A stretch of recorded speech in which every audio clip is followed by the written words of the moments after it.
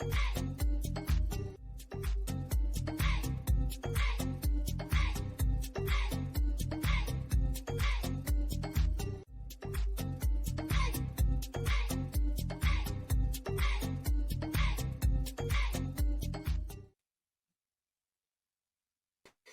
hello and welcome back to my channel. My name is Joanne. I'm a law student from Melbourne, Australia, and boy, have we got something to talk about.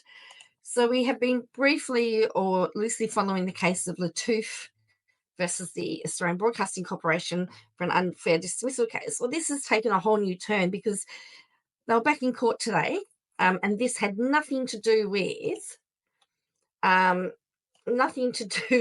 actual case itself, but we have got a senior media lawyer accused of being contempt of court.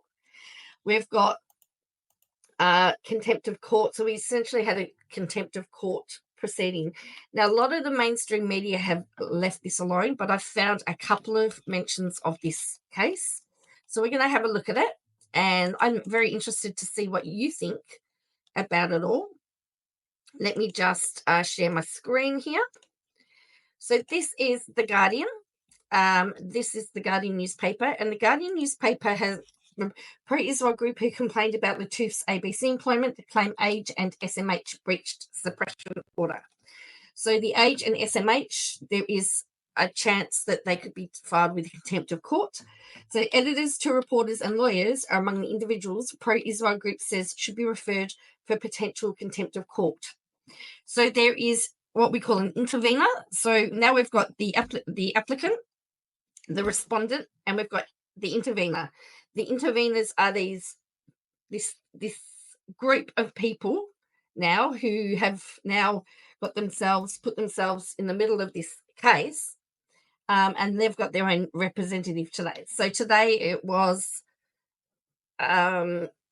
the interveners having their day in court. So a pro-Israel lobby group asked the federal court to refer a group of editors, reporters and lawyers from the Age and Fairfax media for contempt proceedings, alleging the newspapers breached a suppression order made by the judge in the Antoinette LATOUFF unlawful termination case.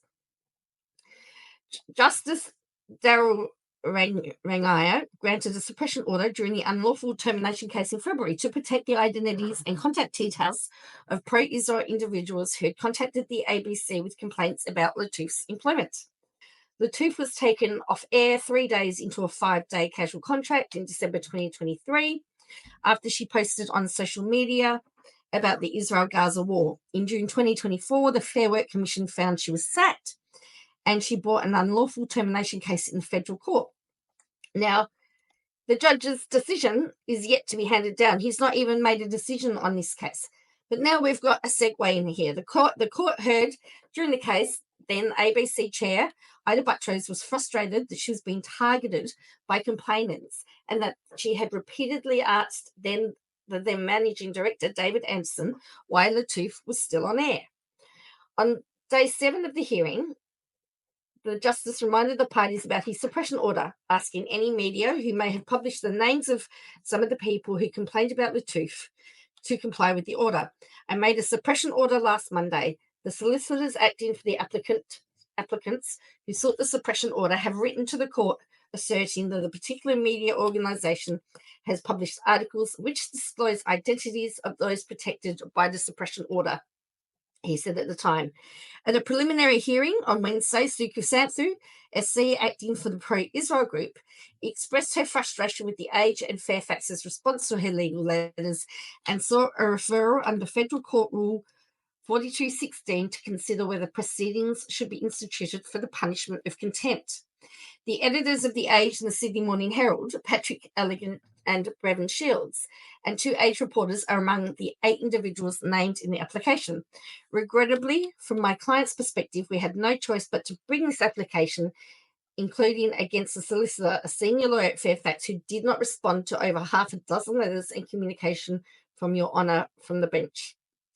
Kusanthu said the respondents had accused her clients of bringing vexatious application and denied the contraventions and alleged contempt. Asked by the justice what the nature of contempt is. Chrysanthi said the alleged contempt is acts by journalists, their supervising editors and their employer, the corporate entity and their lawyers, to whom we corresponded half a dozen times and received no response. Tom Blackburn, SC, acting for the respondents, said because contempt was a criminal charge, it was a very serious allegation to make against lawyers because they are officers of the court, and he'd not been given any particulars. Of the journalists named in the application, Blackburn said it was unclear how they have the power or authority to cause publication or to prevent the publications from being taken down. So the justice ordered Chrysanthi to provide written particulars of the allegations, including what parts of the article disclose prohibited information and the basis on which each alleged contender is responsible for such publication disclosure. And so it's now listed for the 19th of June. So if we go to Lawyers Weekly, let me just log in here because I do have a login account. I'm going to just log in here. So who would have thought that we would have this side? This is a bit of a side thing. So there's been some things. So there was a suppression order granted to protect the names. These names have been published in a newspaper, and so now these people have taken action. So contempt of court is very serious, particularly when there is a lawyer involved. So let's just look at the orders that were issued today. So they've got two. So in these orders, so we've got here the federal court, that's New South Wales, that's the Fair Work Division. So you have different divisions of the federal court. Okay, just so that you know, you've got Antoinette LATOUFF and others named in the schedule applicant. Australian Broadcasting Corporation, this is the order. You've got the judge, you got the date of the order, where it was made. So it was in Brisbane today. Okay.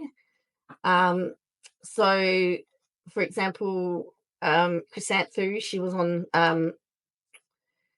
was in her office in Sydney, for example. So sometimes the justices can't be in the location, so it's done via video, which is really cool. So in these orders, the following definitions apply. An interlocutory application means the interlocutory application filed by the intervening parties on the 26th of February 2025. Intervening parties means the person set out in the confidential schedule to the interlocutory application. So there's a whole pile of stuff that's been filed that we don't know about that's confidential. Fairfax parties means the persons and entities set out in the schedule of alleged contemners attached to the interlocutory process. So that's been some people named. Okay. So the court orders that by 4:30 p.m. on the 30th of April 2025, the intervening parties are to provide the particulars requested in a letter from Minter Allison dated 29th of April 2025. By 4:30 p.m. the 14th of May 2025, the Fairfax parties are to file and serve any evidence they intend to rely upon in relation to the interlocutory application. By 4:30 the 21st of May, the intervening parties are to file and serve any further evidence they intend to rely upon. By 4:30 p.m. on the 4th of June 2025, the Fairfax parties are to file and serve written submissions not exceeding 10 pages in relation to the interlocutory application. By 4:30 p.m., the intervening parties are to file and serve any written submissions in reply not exceeding 5 pages. The interlocutory application to be listed for hearing on the 19th of June 2025 at 10:15 a.m. This is the registrar that signed it, and then you got the list of parties there. So that's where we are at the moment. So as I said, there's not been a lot of people that have covered it. So that's where we are at the moment. So I will give you an update if there's anything else to come on, but this is all really interesting stuff. And we'll see who else will report on it. But until next time, bye for now.